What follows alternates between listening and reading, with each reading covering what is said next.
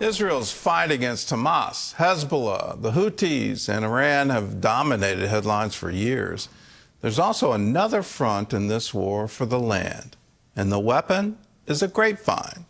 CBN Middle East reporter Joshua Swanson explains. Just south of Jerusalem, in the biblical heartland of Judea, sits Tekoa, where the ancient prophet Amos lived and foretold that the mountains shall drip with wine. Welcome to Tekoa. We are in Yoni and Gadi Afik's vineyard, answering the prophetic call of Amos to replant the vines in the hills of Judea. But modern-day Tekoa stands on the front lines of a very different kind of battle, a battle for the heart and soil of the land of Israel. Agriculture and farms, trees and vineyards are the border. They are like the border between us and our neighbors. If you're not planting, you're losing your ground. Brothers Yoni and Gadi are strengthening Israel's frontiers one vine at a time. Look around you. We are right in the border between the village Tekoa and the new Vineyard.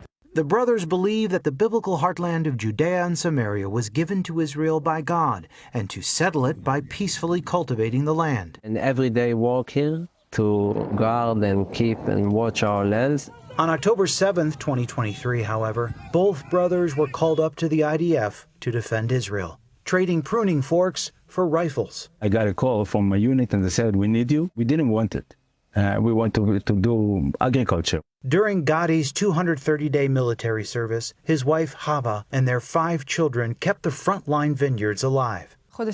She said, "We were terrified and exhausted, but the children learned farming, living out what the prophet said." Israel's government recently approved a symbolic resolution to once again take control of Judea, Samaria, and the Jordan Valley. I am Mike Johnson. I'm the Speaker of the House of Representatives in the United States Congress.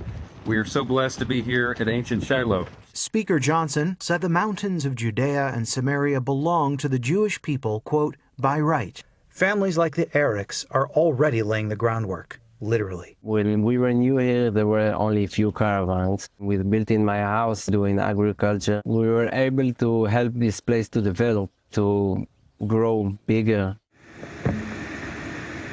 Driving through the hills, Yoni points to the desert planted with vines. This is like the forefathers' land. This is the Bible land, and this is our valley.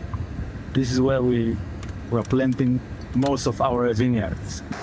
The next valley over from the Eric's vineyard lies Amos Valley, still bearing the name of the biblical prophet. This is the original Amos Valley. If you go all the way east, you will meet in the Dead Sea. Amos' grave is over there. I'm touching a stone that maybe Amos the prophet was touching. The brothers say they're partnering with prophecy. "I will bring back the captives of my people Israel. They shall plant vineyards and drink wine from them. I will plant them in their land, and no longer shall they be pulled up from the land I have given them, says the Lord your God." Every vine they plant is more than agriculture. It's rooting Israel's future deep into the land. It's a very deep and spiritual relation between the grapevine and people of Israel. Our nation were divorced for 2,000 years. You can divorce from your land. You can divorce from your story. My grandfather and my grandmother was in Europe during the 40s. The brothers' grandparents survived the Holocaust and came to the reborn state of Israel. My best relationship is with the grounds, with the land. Driving in posts, bringing water, enriching the soil, nurturing vines for 3 years until the 4th year and the first harvest. It's exciting me when I holding the plants, see what's going on. It's like a baby. Everything is in the nature.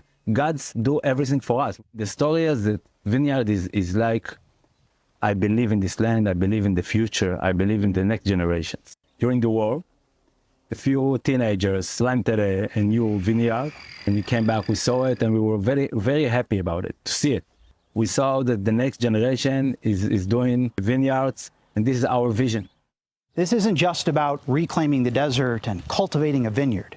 This is about reclaiming the land of Israel for future generations. Reporting in Tekoa, Joshua Swanson, CBN News. Now, the restoration of the land and the people, the desert blooming, prophecy being fulfilled. Let's look at that full passage from Amos, because I think there's a piece for you and I, for the Gentiles in it. Let's start in verse 11. On that day I will raise up the tabernacle of David, which has fallen down, and repair its damages. I will raise up its ruins and rebuild it as in the days of old. The tabernacle of David was not the temple of Solomon. That was something that was in Shiloh, that it was a different building.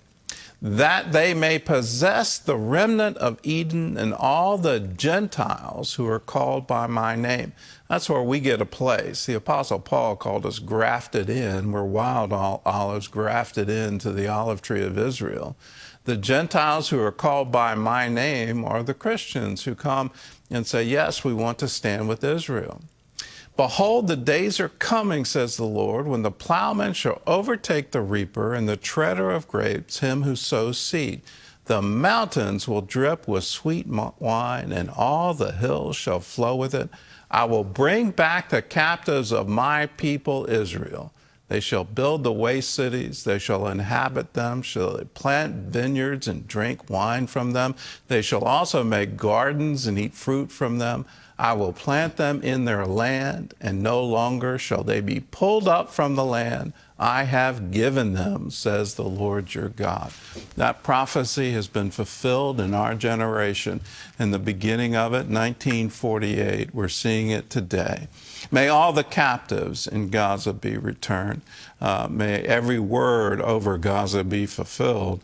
May we see peace in Israel and peace in the land. Everyone's searching for something. Unfortunately, they're just looking in the wrong places for the right thing. I think they've had everything the world has to offer and they're done with it. They're at their wits' end, and this can't just be life as we know it. There's more.